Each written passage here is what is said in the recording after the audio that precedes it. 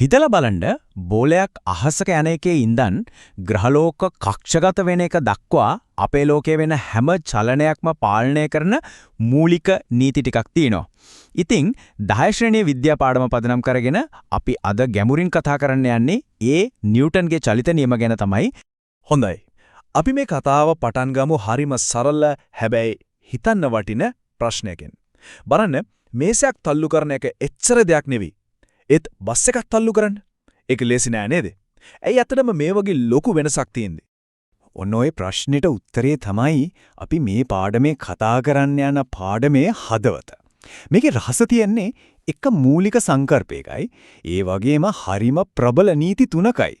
හිතන්නකෝ මේ නීති තුනෙන් කැරම් පහරක ඉඳලා අභ්‍යවකාශයට යන රොකට්ටුවක් දක්වා හැම චලිතයක්ම අපිට පැහැදිලි කරන්න පුළුවන් වෙනවා. හරි. එහෙනම් අපි බලමු අද මොනවද කතා කරන්න කියලා. මුලින්ම බලය ස්වභාවය, ඊළඟට නිව්ටන්ගේ පළවෙනි නියමය, ඒ කියන්නේ නිෂ්ක්‍රීයතාව, ඊට පස්සේ දෙවෙනි නියමය F ma, ඊටත් පස්සේ තුන්වෙනි නියමය ක්‍රියා ප්‍රතික්‍රියා, අන්තිමටම ගම්ම්‍යතාවය සහ බර ගැනත් කතා කරනවා. හොඳයි. අපි එනම් පටන් ගමු මේ හැම දෙයකම අඩිතාලමෙන්. ඒ තමයි බලයක් කියන්නේ ඇත්තටම මොකක්ද? මේක හරිම සරල දෙයක්. බලයක් කියන්නේ තල්ලුවක් නැත්නම් ඇදීමක්. බලන්නකෝ නිකන් තින දෙයක් චලනය කරන්න, යන දෙයක් නවත්තන්න, තව වේගවත් කරන්න, එහෙමත් නැත්නම් යන පැත්ත වෙනස් කරන්න. මේ හැම දෙයකටම හේතුව තමයි බලය. හැබැයි මෙතන හරිම වැදගත් දෙයක් තියෙනවා. නිකම්ම බලයක් යෙදුවට මදි. වස්තුවක් ඇත්තටම චලනය වෙන්න නම් අපි දෙන බලය ඝර්ෂණය වගේ විරුද්ධ බලයන් පරද්දන්නම ඕන. අන්න ඒ වගේ ප්‍රතිඵලයක් ඇති කරන බලයකට තමයි අපි අසමතුලිත බලයක් කියලා කියන්නේ. හරි.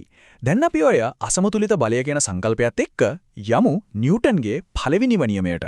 අපි මේකට නිෂ්ක්‍රීයතා නියමය කියලාත් කියනවා. හරි. නියමය කියන්නේ මෙහෙමයි.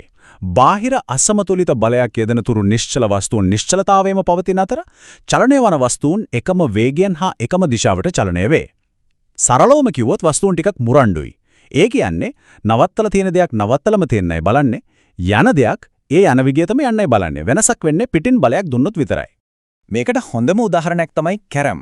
බලන්න ඉත්තා අපි ස්ට්‍රයික් කරනකම් එක තැන තියෙනවා. චලනය වෙන්නේ නැහැ. හැබැයි ගැහුවට පස්සේ ඒක චලනය වෙනවා. ඇත්තටම බෝඩ් එකේ ඝර්ෂණය කියන බාධාව නැත්නම් ඒ ඉත්ත සදාකාලිකවම එකම වේගෙන් යනවා. මේක අපිට එදිනෙදා ජීවිතේදී හොඳටම දැනෙන දෙයක්. හිතන්නකෝ බස් එකේ යනකොට ඩ්‍රයිවර් එකපාරටම බ්‍රේක් ගහනවා. මොකද වෙන්නේ? අපි ඉස්සරහට විසි වෙනවා. අන්න ඒ ඇඟට තියෙන ඉස්සරහටම යන්න ඕන ගතිය තමයි නිෂ්ක්‍රීයතාවය. ඒ වගේම තමයි එකපාරට බස් එක ඉස්සරහට ගත්තොත් අපි පස්සට ඇදිලා යනවා. සීට් බෙල්ට් එකේ තියෙන වැදගත්කමත් මේකම තමයි. හරි. එහෙනම් පළවෙනි නියමයෙන් කිව්වේ චලිතය වෙනස් වෙන්න නම් බලයක් ඕන කියලයි. දැන් දෙවෙනි නියමයෙන් කියන්නේ ඒ බලය දුන්නම චලිතය වෙනස් වෙන්නේ කොහොමද කියලයි. ඒ කියන්නේ බලය, ස්කන්ධය සහ ත්වරණය අතර තියෙන සම්බන්ධය ගැන. නියමය කියන්නේ මෙහෙමයි. වස්තුවක ත්වරණය යොදන ලද අසමතුලිත බලයට අනුලෝමව සමානුපාතික වෙන අතර එහි ස්කන්ධයට ප්‍රතිලෝමව සමානුපාතික වේ. හරි, මේක සරලව තේරුම් ගමු. ඔයා තල්ලු කරන බලය වැඩි කරන තරමට වස්තුව වේගවත් වෙන එකත්, ඒ කියන්නේ ත්වරණය වෙන එකත් වැඩි වෙනවා. හැබැයි වස්තුවේ ස්කන්ධය වැඩි නම් ඔයා දෙන ඒ බලයටම ත්වරණය වෙන ගතිය අඩු වෙනවා. ඔන්න ඔය මුළු කතාවම එක හරිම සරල ඒ වගේම හරිම ප්‍රබල සූත්‍රයකට ගෙන්නපුණා. ඒ තමයි F = ma.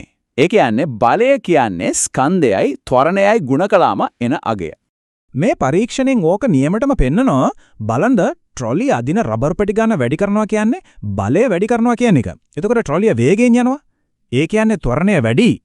හැබැයි ට්‍රොලිය උඩ බරක් තිබ්බොත් ඒ කියන්නේ ස්කන්ධය වැඩි කළොත් එතකොට ඒ වේගෙන් යන්න බෑ. ත්වරණය අඩු වෙනවා. හරි, අපි දැන් යමු නිව්ටන්ගේ නියම තුනෙන් අන්තිම එකට. සමහර විට මේක තමයි හැමෝම වගේ දන්න ප්‍රසිද්ධම නියමය. සෑම ක්‍රියාවකටම සමාන වූත් ප්‍රතිවිරුද්ධ වූත් ප්‍රතික්‍රියාවක් ඇත. හරිම සරලයි නේද? මේකෙන් කියන්නේ බලවල් කවදාවත් තනියම එන්නේ නැහැ. හැමතිස්සෙම එන්නේ ජෝඩු විදියට. කෙනෙක් මොකකට හරි බලයක් යෙදුවොත් ඒ දේත් හරියටම ඒ ප්‍රමාණයෙම බලයක් අනිත් පැත්තට යොදනවා. මේකට නියම උදාහරණයක් තමයි බැලූන් එක. හුලං පුරවල අතෑරීම මොකද වෙන්නේ? හුලං පල්ලෙහාට යනවා. ඒක තමයි ක්‍රියාව. ඒකට ප්‍රතික්‍රියාවක් විදියට ඒ හුලං ටික බැලූන් එක උඩට තල්ලු කරනවා. රොකට්ටුවක් අභ්‍යවකාශයට යන්නේත් ඔන්න ඔය මූලධර්මයෙන්ම තමයි. මේ ක්‍රියා ප්‍රතික්‍රියා නියමය අපි හැමතැනම දකිනවා. හිතන්නකෝ බෝට්ටුවක් පදිනකොට හබලෙන් වතුර තල්ලු කරන්නේ පස්සට. ඒක ක්‍රියාව. ඒකට ප්‍රතික්‍රියාව විදිහට වතුර බෝට්ටුව තල්ලු කරනවා ඉස්සරහට. පිහිනන කොටත් එහෙමයි. අපි අතෙන් පයින් වතුර පස්සට තල්ලු කරනවා. වතුර අපිව ඉස්සරහට තල්ලු කරනවා. හරි. අපි දැන් නිව්ටන්ගේ නියම තුනම කතා කරා. දැන් බලමු මේ නියම පාවිච්චි කරලා අපිට ගොඩක් වැදගත් වෙන සංකල්ප දෙකක්. ඒ කියන්නේ ගම්‍යතාව සහ බර තේරුම් ගන්න පුරුවන් කොහොමද කියලා. ගම්‍යතාවය කියන්නේ සරලවම චලිතයේ තියෙන ප්‍රමාණය. හිතන්නකෝ වේගෙන් එන ලොරියක් නවත්තන එකද ලේසි නැත්නම් හිමින් එන බයිසිකලයක් නවත්තන එකද? ලොරිය නවත්තන්න අමාරුයි නේද? ඒකට හේතුව තමයි ලොරියේ ස්කන්ධයත් වැඩි, ඒක චලිතයක් එක්ක එන ගම්‍යතාවය ගොඩක් වැඩි. හරි දැන් අපි එනවා ගොඩක් දෙනෙක් පටල ගන්න තැනකට. ස්කන්ධයයි බරයි කියන්නේ එකක්ද? නෑ. ස්කන්ධය කියන්නේ වස්තුවක තියෙන පදාර්ථ ප්‍රමාණය. ඒක කිලෝග්‍රෑම් වලින් මනින්නේ. ඒක කොහෙ ගියත් වෙනස් වෙන්නේ නෑ. හඳට ගියත් එකයි. හැබැයි බර කියන්නේ ඒ ස්කන්ධය උඩට ගුරුත්වාකර්ෂණ බලය ක්‍රියා කරන විදිය. ඒක බලයක්. ඒ නිසා තමයි ඒක නිව්ටන් වලින් මනින්නේ. හඳේ ගුරුත්වාකර්ෂණය අඩු නිසා එහෙදි අපේ බරත් අඩුයි. හැබැයි ස්කන්ධය ඒකමයි.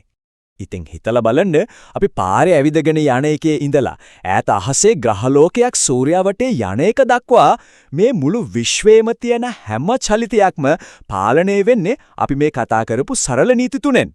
දැන් මේ නීති ගැන දන්න නිසා වටපිටාවේ දකින හැම චලනයක් දිහාම බලනකොට ඒ පිටිපස්සේ තියෙන විද්‍යාව පේනව නේද?